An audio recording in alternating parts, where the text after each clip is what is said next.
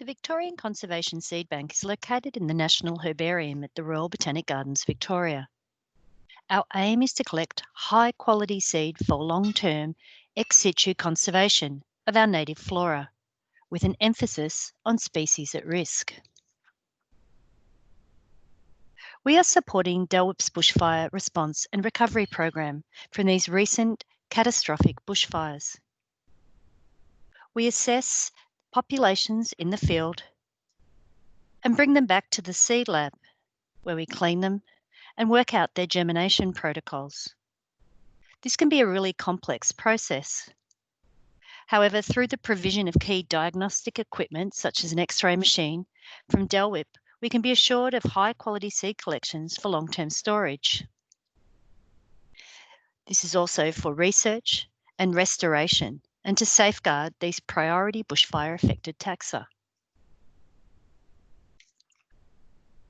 Our approach is to gain a better understanding of the priority taxa we work with, as illustrated here. Ballantinia antipoda is an extremely rare Victorian endemic, presumed extinct until 1983.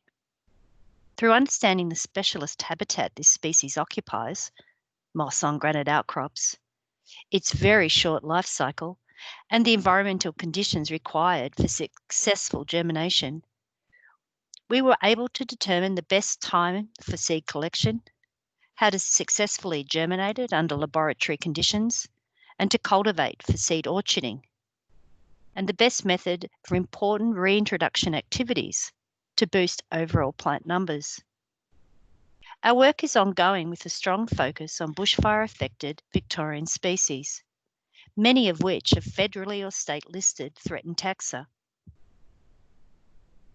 Our seed bank has a prominent role in seed banking generally and is part of a network of seed banks across Australia and the world, including Kew's Millennium Seed Bank. We work together in order to safeguard and make available research, propagation, and material of threatened species for now and into the future.